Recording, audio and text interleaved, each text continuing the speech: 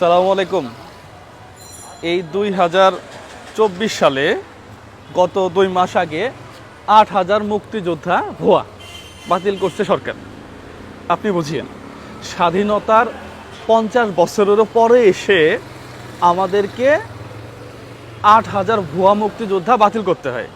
তাহলে এই যে ভুয়া মুক্তিযোদ্ধা যারা এখনও আছে, অনেক আছে, যারা আছে তাদের সন্তানরা 30% কোঠাভিত্তিক নিয়োগ হবে।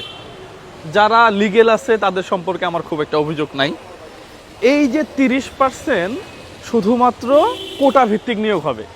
আপনি বুঝতে পারেন, নবম গ্রেড, দশম, 11, 12, 13, এই যে বিশাল একটা জায়গাতে যদি 30% শুধুমাত্র মুক্তিযোদ্ধার ছেলেরাই এসে ইন করে, আরও বাকি যারা আছে এগুলা মিলে 55 থেকে 65%।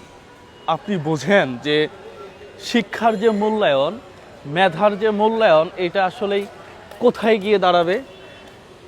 এই যে চতুর্থ শিল্প বিপ্লবের সময় এখন 2024, এই সময়ে এসে যারা যুদ্ধ করছে তাদেরকে তো সেলুট জানাই, তাদেরকে সেলুট। তাদের জন্য আজকে বাংলা ভাষায় কথা বলতে পারতেছি, তাদের জন্য আজকে স্বাধীনভাবে মুক্তভাবে এই দেশে বসবাস করতে পারতেছি। কোনো পরশক্তি আমাদেরকে আক্রমণ করছে না, নির্যাতন করছে না। আসলে যারা মুক্তিযোদ্ধা ছিল তাদের যে অবদান, এটা অসীম, এটা অস্বীকার করার কিছু নাই। কিন্তু এই 2024 সালে শিল্প বিপ্লবের সময় এসে আপনি নাতি নাতনি থেকে শুরু করে যারা মুক্তিযোদ্ধার সন্তানরা ছিল তাদের 30% কোঠাটা কতটা যৌক্তিক, কতটা যৌক্তিক? আসলেই আমরা ভাববো কবে দেশটাকে নিয়ে, কবে ভাববো? আমার এক বন্ধু, সে রাজশাহী ইউনিভার্সিটি থেকে পড়ালেখা করছে।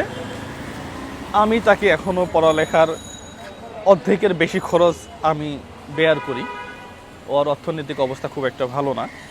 তো বিভিন্ন জায়গাতে সে পরীক্ষা দিচ্ছে, কিছু জায়গাতে ভাইবা দেওয়ার পরেও চাকরি হচ্ছে না। বলতেছে কেন? মানে একটা অন্যরকম ব্যাপার না? এখনও 2024 সালে এসেও আমাদেরকে তদবির করে অনেক জায়গাতেই চাকরি নিতে হয়। যদিও অনেকাংশেই একটা ফেয়ার চাকরির ব্যবস্থা হয়েছে, কিন্তু এখনও আছে, এখনও উল্টাপাল্টা আছে। ঠিক এই অবস্থাতেই 2024 সালে প্রায় 25,90,000 মানুষ বেকার। এটা হিসাবের, খাতা কলমের। 2023 ছিল 24,70,000। এই অবস্থায় এই যে 25 লক্ষ বা 26 লক্ষ মানুষ বেকার, এই সময়ে আমরা কোঠাভিত্তিক যে নিয়োগটা দিচ্ছি, এটা আসলে কতটা যৌক্তিক, কতটা যৌক্তিক?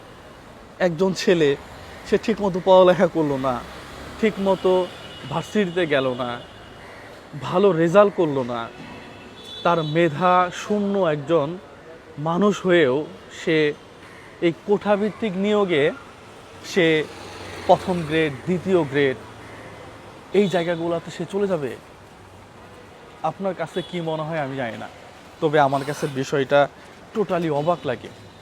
এই যে শিক্ষকরা যে আন্দোলন করতেছে এখন, এই আন্দোলনে ছাত্রদের উপরে একটা বিরূপ প্রভাব অলরেডি তৈরি হয়ে গেছে। আমার ছোটো ভাই চট্টগ্রাম ইউনিভার্সিটিতে পড়ে, সে আসছে ক্লাস করার জন্য, আমার বাসাতেই উঠছে।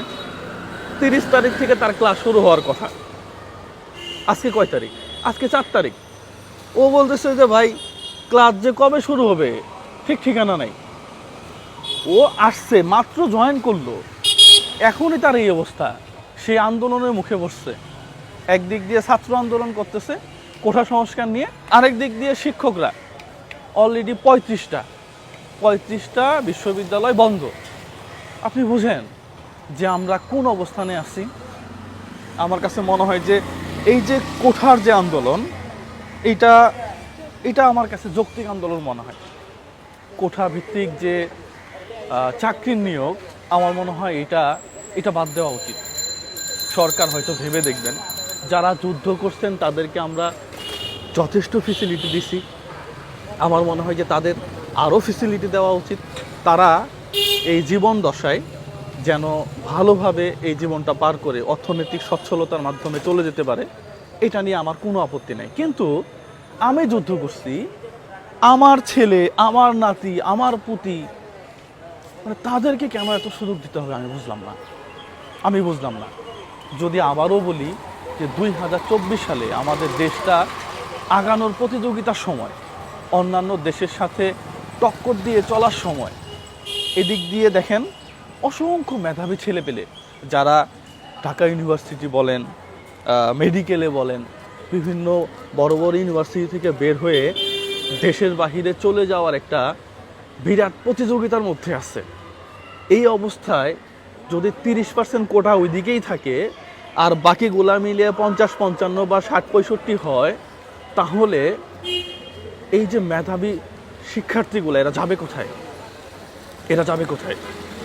আমার মনে হয় যে যারা মুক্তিযোদ্ধা করছে তাদেরই ফেসিলিটিটা অন্যভাবে দেওয়া উচিত, যেন এটার প্রভাব তাদের ছেলেমেয়ের উপরও কিছু একটা পড়ে।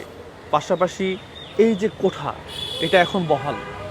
অবাক লাগে আমার কাছে, ছাত্রছাত্রীরা আন্দোলন করতেছে, শাহবাগ অচল মানে ঢাকাই অচল। এই অবস্থায় আমার মনে হয় যে বিবেচনা করা উচিত। সবাই ভালো থাকবেন, সুস্থ থাকবেন। প্রত্যেকটা শিক্ষার্থীর মেধার মূল্যায়নের ভিত্তিতে চাকরির নিয়োগ আশা করি। আসসালামু আলাইকুম ওয়া রাহমাতুল্লাহ।